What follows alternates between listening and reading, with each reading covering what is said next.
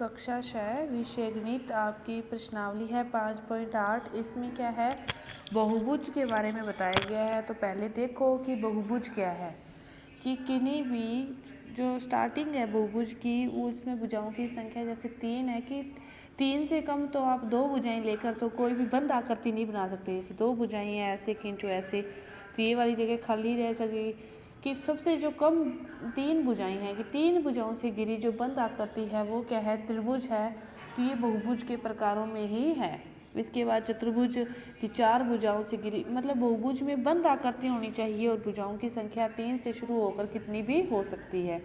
इसके बाद 5 है तो पंचभुज, 6 है तो छठभुज और 8 है तो अष्टभुज। कि भुजाओं की संख्या 3, 3 भुजाओं से घिरी बंद आकृति, 4 भुजाओं से घिरी बंद आकृति चतुर्भुज, 5 भुजाओं से घिरी बंद आकृति पंचभुज और 6 भुजाओं से घिरी बंद आकृति छठभुज। तो इस प्रकार ये आपके बहुभुज के प्रकार हैं। तो पहला जो क्वेश्चन दिया है उसमें तो आपको ये बताना है कि कौन सी जो आकृतियां हैं बहुभुज है और कौन सी नहीं है। तो देखो, बहुभुज में सबसे पहले तो कि रेखाखंडों से निर्मित बंद आकृति होती है। तो जो पहला क्वेश्चन है तो ये आकृति यहाँ से बंद नहीं है, खुली है, तो ये बहुभुज नहीं है। तो दूसरे में देखो कि ये क्या है, बंद आकृति है, कहीं से भी खुली नहीं है।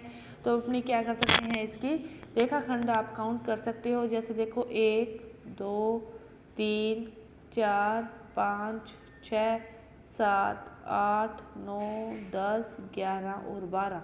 इसमें कितने रेखाखंड हैं, 12 रेखाखंडों से घिरी बंद आकृति है ये। इसके बाद देखो, इसमें कोई भी रेखाखंड नहीं है, गोलीय आकृति है, तो ये बहुभुज नहीं है।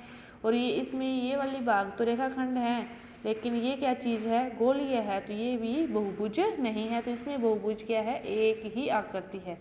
तो इसके बाद आगे देखो अगला क्वेश्चन, प्रत्येक बहुभुज का नाम लिखना है आपको। तो आपको रेखाखंड काउंट करने हैं, 1, 2, 3, 4 है, तो ये क्या है, चतुर्भुज। इसके बाद 1, 2, 3 है, तो ये क्या है, त्रिभुज। 1, 2, 3, 4, 5 है, तो ये क्या हो गया, पंचभुज।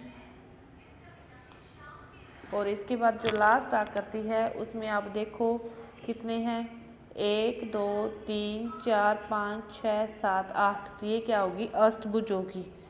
तो ये आपकी क्या है, बहुभुजों के नाम। और इन्हीं को देखते हुए आप 2-2 आकृतियाँ, चतुर्भुज की कोई भी 2 आकृति, आयत की, वर्ग की, त्रिभुज की, ये समकोण त्रिभुज है तो आप समबाहु त्रिभुज, तीनों भुजाएं समान रखते हुए और 2 भुजाएं समान एक अलग रखते हुए, इनको देखते हुए ऐसी ही 2 आकृतियाँ और आप स्वयं बना सकते हो। इसके बाद देखो कि एक समषटभुज का रफ चित्र बनाइए। समषटभुज मतलब उसकी 6 भुजा क्या हो, समान हो।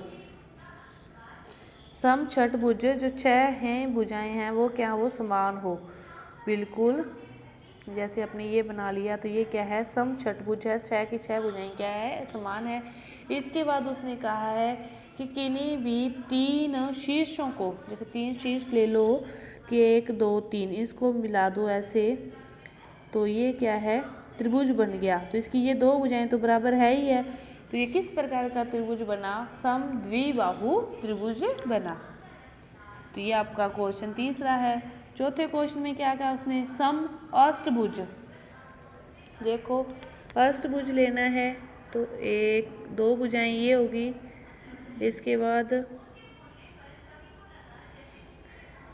यहाँ से थोड़ी सी ऐसे 2 भुजाएं, रुको 2 मिनट, 2, फिर 2, फिर यहाँ पे 2 और फिर 1, 2, 3, 4, 5, 6 और 7, यहाँ से ऐसे मिला दो तो 8। ये क्या है, सम अष्टभुज है, यहाँ पे शीर्ष है, इसकी 6 की 6, 8 की 8 भुजाएं क्या है, बराबर है। इसके बाद इसने कहा है कि किन्हीं भी 4 शीर्षों को लेते हुए आप क्या कर सकते हो, आयत बनाओ। तो अपने इन 4 शीर्षों को जैसे ले लिया तो ये बीच में क्या बन गया है, आयत। इसके बाद किसी बहुभुज का जो विकिरण है किन्हीं 2 शीर्षों को जोड़ने से प्राप्त होता है। तो ये तो अपने को पता है, चतुर्भुज में अपने ऐसे विकिरण किए हैं, जैसे आयत या वर्ग है, आमने सामने के, जैसे किन्हीं भी दो शीर्षों को, जैसे ये शीर्ष है इसके सामने ये है, इसको इससे मिलाएंगे तो दो शीर्षों से मिलने वाला रेखाखंड जो उस आकृति के अंदर बनता है उसे क्या कहते हैं, विकिरण कहते हैं। तो इसने क्या कहा कि एक पंचभुज का रफ चित्र बनाइए। पंचभुज बनाओ। पंचभुज कितनी भुजाएं होगी, 5। तो ये क्या बन गया, पंचभुज बन गया। और इसके क्या करने हैं, विकिरण खींचने हैं। तो इस शीर्ष को इससे मिला दो, इस शीर्ष को इससे मिला दो, इस शीर्ष को इससे भी मिलाकर, इसको इससे मिलाकर, ये आपके क्या हैं, विकिरण हैं। तो ये आपकी जो प्रश्नावली थी पूरी हुई। धन्यवाद।